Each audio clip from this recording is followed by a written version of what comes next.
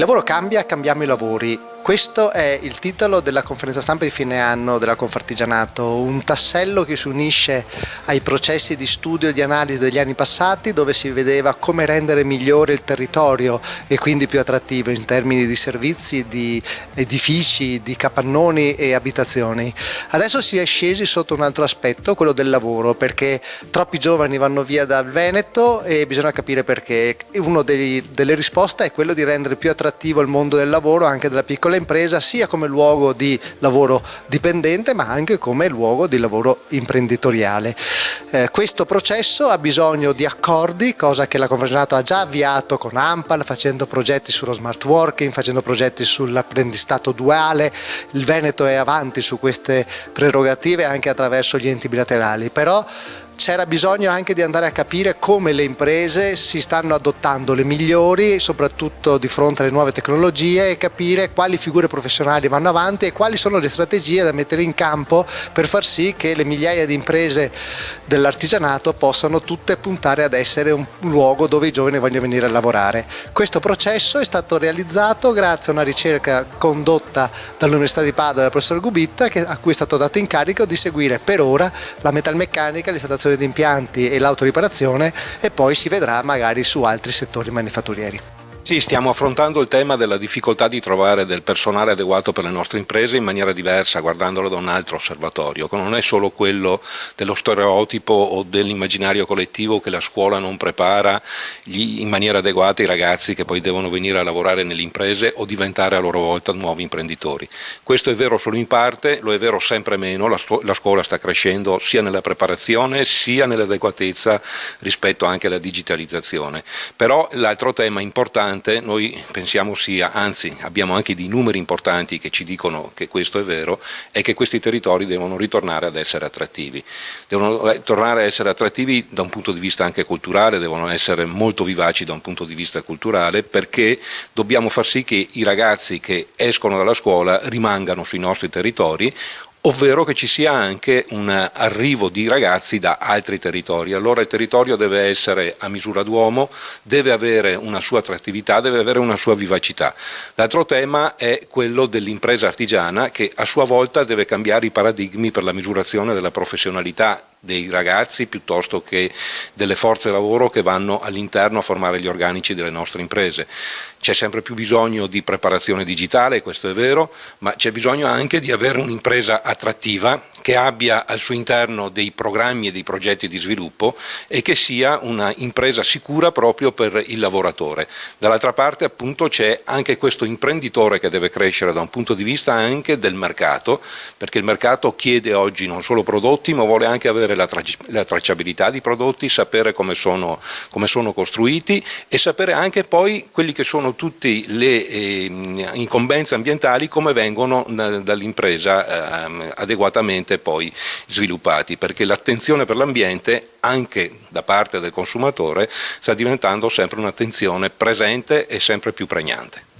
Poi la federazione ormai è quasi 2 anni che lavora, sono stati fatti accordi con l'ANPAL, sono stati fatti protocolli d'intesa, si è lavorato sullo smart working, però oggi presentate invece una ricerca specifica affidata all'Università di Padova al professor Gubitta, perché avete detto guardiamo il manifatturiero, i settori principali, meccanica, installazione di impianti e autoriparazione, e vediamo come le imprese leader si sono strutturate rispetto a 4.0 e vedere se possiamo aiutare a cambiare tutti gli altri. Beh, questi territori hanno saputo affrontare la crisi che, come tutti ormai sanno, è stata dal 2009 al 2011, dopodiché non è più stata crisi, è stato un periodo di grande trasformazione. Ebbene, tutte le imprese, anche le micro e le piccole inserite nella grande filiera della manifattura, hanno saputo interpretare i tempi, hanno usufruito anche di benefici di legge derivanti da Impresa 4.0, si sono adeguati con investimenti importanti rispetto a quelli che sono anche tutti gli aspetti della digitalizzazione. Beh, e con l'Università di Padova noi stiamo facendo proprio un punto a capo, un grande studio per capire lo stato dell'arte di questo fenomeno, e evidentemente questo è molto legato poi col mercato del lavoro, perché avere delle aziende a misura di mercato e non avere personale che poi possa essere adeguatamente preparato per poter usufruire anche di quello che sono le innovazioni tecnologiche vuol dire che poi non c'è sviluppo e che gli investimenti sono stati fatti in maniera vana. Abbiamo visto 21 realtà di Confartigianato in cui la trasformazione digitale non viene solo evocata ma viene praticata. Aziende in cui c'è piena consapevolezza che l'accesso alle tecnologie digitali è possibile perché ci sono forme di utilizzo delle tecnologie digitali che si possono pagare in funzione di quanto si usa. Consapevolezza del fatto che non basta avere la tecnologia digitale ma bisogna anche organizzare l'impresa in modo tale che questa tecnologia si inserisca nei processi. Ecco perché le aziende più evolute individuano persone dentro l'impresa che si occupano della trasformazione digitale per una parte rilevante o meno del proprio tempo. Abbiamo visto aziende in cui c'è consapevolezza che la trasformazione digitale è anche tirata dai clienti, cioè anche se io come azienda non ho internamente trasformato in modo digitale i miei processi, ma siccome i prodotti che faccio serviranno nelle macchine dei miei clienti che sono macchine 4.0, allora io come impresa artigiana devo mettermi all'ascolto del mio cliente, incorporare le sue esigenze e quindi lavorare con ottica 4.0 per soddisfare quei bisogni. Ho visto infine aziende in cui si fa in maniera deliberata il mentoring e il reverse mentoring, ovvero realtà in cui è noto, è chiaro e viene deliberatamente organizzato il lavoro in modo tale che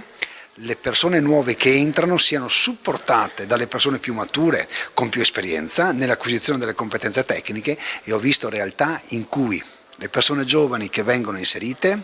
ad esse viene attribuito anche il compito di trasferire una parte delle competenze digitali alle persone più mature. Nel complesso un comparto, il mondo dell'artigianato nel caso specifico, che non ha il piede impigliato nella storia del passato. Questa evoluzione prevede quindi figure professionali nuove, un atteggiamento nuovo, però fa vedere un'altra cosa, che se tutte le imprese artigiane adottassero questi sistemi si potrebbe cambiare anche il trend di uscita dei giovani da questo mondo, perché rendere attrattive le imprese con questi processi si può fare. La trasformazione digitale rende la piccola impresa un luogo adeguato anche per soddisfare le attese delle persone più ambiziose, perché sono luoghi di lavoro nei quali, attraverso appunto l'utilizzo delle tecnologie digitali, le persone più giovani possono essere più responsabilizzate, possono essere messe sul campo in tempi più brevi e contemporaneamente la direzione dell'impresa può controllare le attività in maniera evoluta. Detto in altri termini, nel piccolo, nelle realtà piccole si può trovare tutta l'innovazione organizzativa e gestionale che si trova nelle grandi. È un problema in parte anche di narrazione, e con questa ricerca abbiamo voluto cominciare assieme a Confartigianato a narrare il luogo di lavoro nell'impresa artigiana come un luogo di lavoro nel quale è opportuno e può essere adeguato a soddisfare le esigenze e le ambizioni delle persone più talentuose o più preparate.